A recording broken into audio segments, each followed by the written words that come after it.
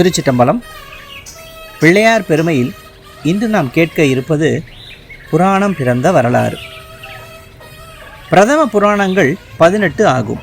அவையாவன பிரமம், பதுமம், வைணவம், சைவம், பாகவதம், பவிடியம், நாரதீயம், மார்க்கண்டேயம், ஆக்கினேயம், பிரணாம கைவர்த்தம், இலிங்கம், வராகம், காந்தம், வாமனம், கூர்மம், மர்ச்சம், காரூடம், பிரம்மாண்டம். 14 புராணங்களையும் முன்பே உங்களுக்கு சொல்லியிருக்கிறேன். 14 புராணங்களையும் ஆதியில் கைலாசபதியான சிவபெருமான் நந்திதேவருக்கு சொல்லி அருளினார். நந்திதேவர் அவற்றை சனத்குமார முனிவருக்கு உபதேசித்தார். அம்முனிவர்களிடமிருந்து மிகுந்த அன்போடு வியாச முனிவர் அப்புராணங்களை கேட்டு ஸ்லோகங்களாக்கி இந்த உலகெங்கிலும் வழங்கி வரச் செய்தார். அதை போலவே வேறு வேறு பரம்பரை வழியாக உபதேசம் பெற்ற இன்னும் சில முனிவர்களும் அம்மகா புராணங்களுக்கு உப புராணங்களாக 14 புராணங்கள் செய்தார்கள். அவை சனத்குமார புராணம், சிவதர்ம புராணம், துர்வாச புராணம், நாரத புராணம், கபில புராணம், ஔசன புராணம், சௌமிய புராணம், வருண புராணம், காளி புராணம், வாசிட்டமலிங்க புராணம், மானவ புராணம், சௌர புராணம், சாம்பேச புராணம், பார்கவ புராணம் என்று வழங்கப்படுகின்றன. இவைகள் எல்லாம் ஆரிய மொழியில் பாடல்களாக இருக்கின்றன. இந்த 14 உபபுராணங்களில் பார்கவ புராணமே தலைமையாக விளங்குகிறது. இப்பார்கவ புராணத்தில் பிரணவ பொருளாகவும் அப்பிரணவத்திலிருந்தும் வேறுபட்ட வேத பொருளாகவும் வேதாவேத பொருளாகவும் இவைகள் அனைத்தையும் கடந்து நிற்கும் ஏக தத்துவ பொருளாகவும் பிரம்மானந்த ரூபமாகவும் விளங்கும் விநாயகப் பெருமானின் மகிமையை விளக்கி காட்டியிருப்பதால் விநாயக புராணம் என்றும் இதை பெரியோர்கள் குறிப்பிட்டிருக்கிறார்கள்.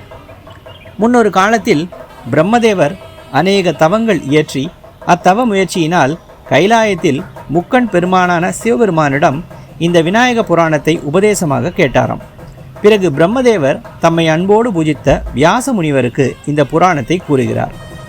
பிறகு வியாச முனிவரின் வாயிலாக பிருகு முனிவர் இந்த புராணத்தை கேட்டு அகமகிழ்ந்து திருப்பார்கடலில் தோன்றிய தேவாமிர்தம் போல இந்த புராணம் எல்லோருக்கும் பயன்படுவதற்காக இதை உபாசனா காண்டம், லீலா காண்டம் என்னும் 2 காண்டங்களாக பிரித்து அவ்விரண்டையும் 250 அத்தியாயங்களாக்கி 12000 ஸ்லோகங்களில் இதை பாடி முடித்து ஒரு புராணமாக மாற்றுகிறார்.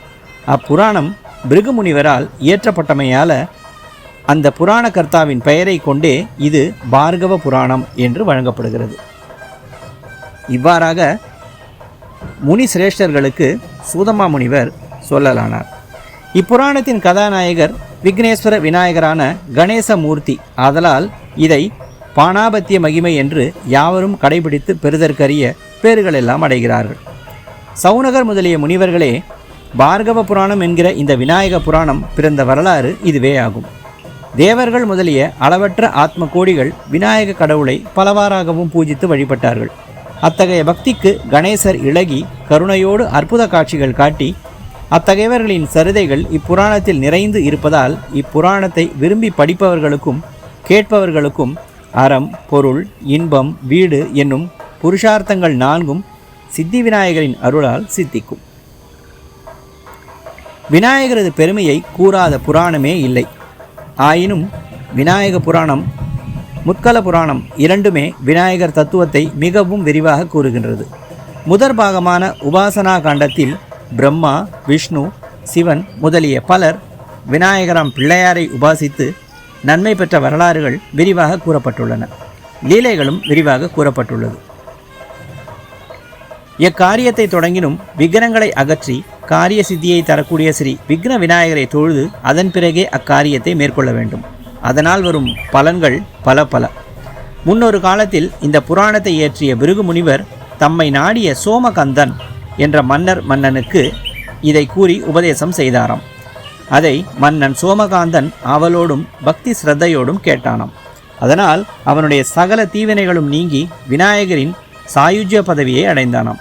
அத்தகைய கணேசமூர்த்தியின் மகத்துவத்தை நீங்களும் செவிக்குளிர கேட்டு மகிழ்ந்து மேலான பதவிகளை அடைவீர்களாக.